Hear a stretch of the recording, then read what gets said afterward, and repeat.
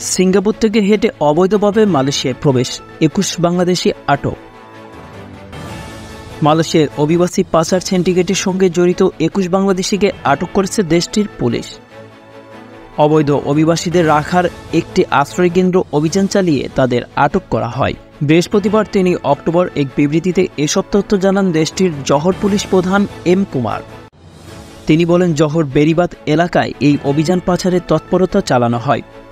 চলতি বছরের আগস্ট থেকে বাংলাদেশি ও স্থানীয় ব্যক্তিরা এসব সিন্ডিকেট পরিচালনা করে আসছিলেন। এসব অবৈধ অভিবাসীকে নির্দিষ্ট গন্তব্যে নিয়ে যাওয়ার আগে তামান্দায়ের একটি আশ্রয়কেন্দ্রে রাখা হতো এবং সেখান থেকে জনপ্রতি ২০,০০০ রিঙ্গিত বাংলাদেশি মুদ্রায় প্রায় ৬ লক্ষ টাকা আদায় করা হতো। এম কুমার আরও জানান, গত ৯ সেপ্টেম্বর ভোর ৫:৩০টার দিকে ভাইস প্রিভেনশন অব ভাইস জোয়া and illicit crime division D7 এবং জহর কন্টিনজেন্ট পুলিশ হেডকোয়ার্টার্স অপরাধ তদন্ত বিভাগ ওই আশ্রয়কেন্দ্রে অভিযান চালিয়ে এসব অবৈধ কর্মকাণ্ডের রহস্য উন্মোচন করে। অভিযানের সময় স্থানীয় এক নারী এবং ম্যানেজার, পরিবহনকারী ও তত্ত্বাবধায়ক হিসেবে কাজ করা ৩ বিদেশি পুরুষকে গ্রেপ্তার করা হয়।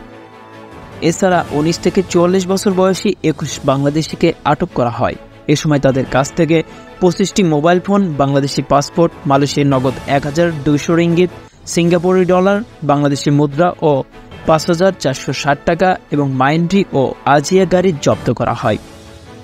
সিন্ডিকেট এজেন্টের ব্যবস্থাপনায় সুলতান ইস্কান্দার ভবনে BS দুর্গম পথ দিয়ে হেঁটে মালয়েশিয়ায় প্রবেশের আগে অভিবাসীরা সিঙ্গাপুরের চাঙ্গি বিমানবন্দর থেকে ট্রানজিট নেন। পরবর্তীতে আশ্রয়কেন্দ্রে পাঠানোর জন্য অভিবাসীদের গাড়ি দিয়ে পরিবহনকারীরা পৌঁছে দেন। তার মতে, রিমান্ডে থাকা সবার তদন্তের কাগজপত্র ডেপুটি পাবলিক প্রসিকিউশন অফিসে পাঠানো হয়েছে এবং ইমিগ্রেশন অ্যাক্ট ১৯৫৯-৬৩-র ৬(১)C ধারায় ২১ জন অভিবাসীকে অভিযুক্ত করার নির্দেশ দেওয়া হয়েছে। তিনি আরও জানান, আশ্রয়কেন্দ্রের ৪ ম্যানেজার বা পরিবহনকারী বা তত্ত্বাবধায়ককে ২০০৭ সালের মানব পাচার ও অভিবাসীদের চোরাচালান বিরোধী আইনের ২৬ ধারায় অভিযুক্ত করার নির্দেশ দেওয়া হয়েছে।